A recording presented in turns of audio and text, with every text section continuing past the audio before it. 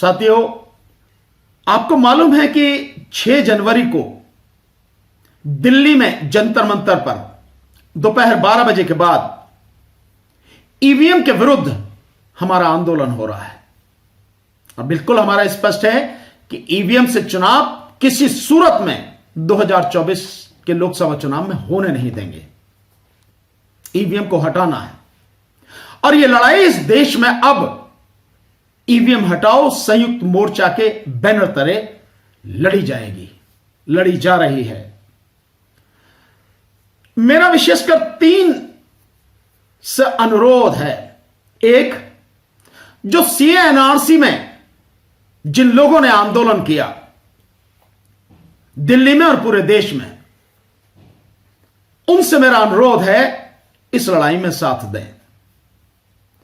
एक अनुरोध है मेरा इस देश के तमाम किसानों से, विशेषकर पंजाब, हरियाणा, उत्तर प्रदेश जो बिल्कुल दिल्ली से लगे हुए हैं, राजस्थान, इन किसानों से, सभी से है पूरे देश में लेकिन विशेषकर इनसे है।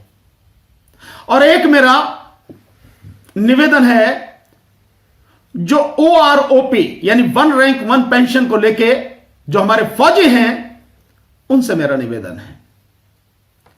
साथियों, जो सीए एनआरसी के लोग हैं, जिसमें विशेषकर मुस्लिम महिलाओं ने जबरदस्त तरीके से बढ़ चढ़कर योगदान लिया, मैं पूरी दिल्ली में जहां तकरीबन 23-24 जगह पर आंदोलन चल रहा था, मैं एक जगह को छोड़कर बाकी सभी जगह उनके साथ कंधे से कंधा और कदम से कदम मिलाकर साथ रहा। वो लड़ाई आपकी अकेले की नहीं थी, वो लड़ाई मेरी अकेले की नहीं थी, वो लड़ाई पूरे देश को बचाने की थी। उस लड़ाई में मैं कंधे से कंधा मिलाकर आपके साथ था, न केवल पूरी दिल्ली में बल्कि पूरे देश में। यह लड़ाई जो इस समय चल रही है, यह लड़ाई भी मेरी लड़ाई नहीं है केवल व्यक्तिगत रूप से, मेरी भी है लेकिन आपकी भी है। और यह सीएनआरसी की लड़ाई से बड़ी लड़ाई है,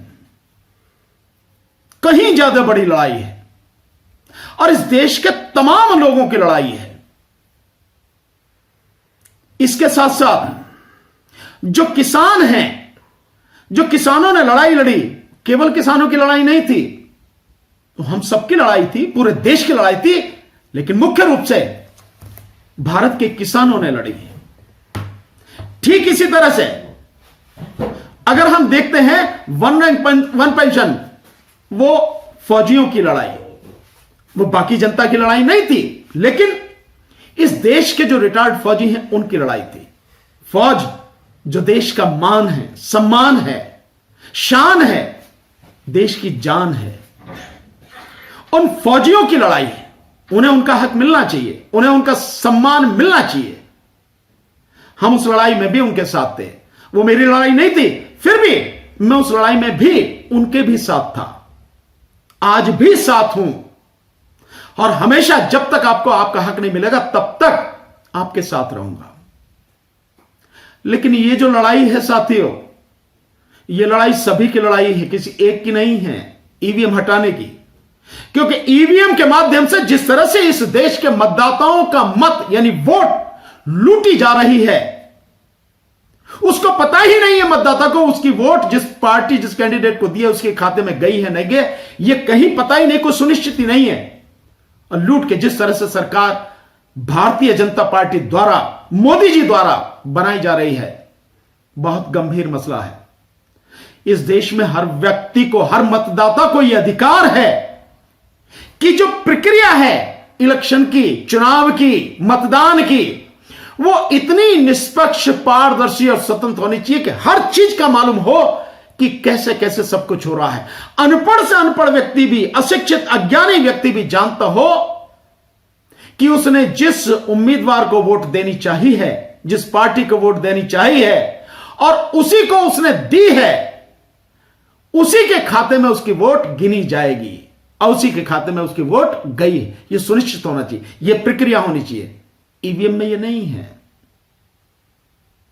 जिस मशीन से वोट गिनी जाती है उसमें पता ही नहीं लगता, दिखता नहीं कुछ भी, सब कुछ अंधेरे में, और जिसमें वोट आपकी दिखती है वीवीपैट में, वो उसी में गिर जाती है, उसकी गिनती नहीं होती, आपको मिलती नहीं।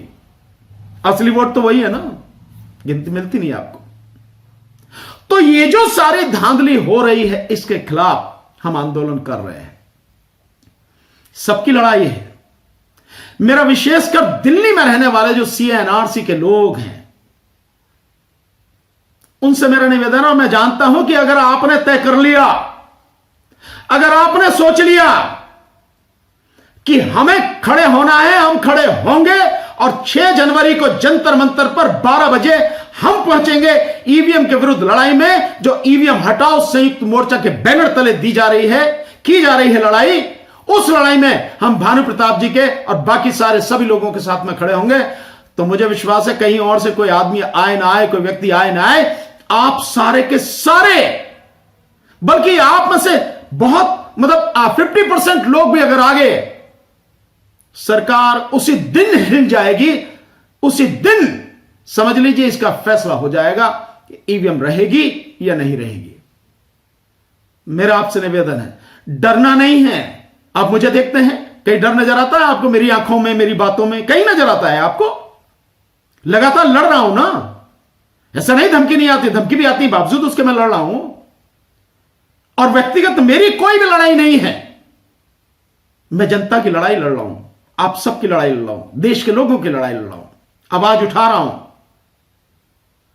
अभी जो आंदोलन चल रहा है ड्राइवर भाइयों, उनकी भी आवाज उठा रहा हूं, और उन ड्राइवर भाइयों से भी कह रहा हूं, कम से कम जो दिल्ली NCR में है वही ड्राइवर भाई जो, उनसे कह रहा हूं आप भी आइए, मैं आपकी लड़ाई में साथ हूं, कंधे से कंधा, कदम से कदम मिलाकर।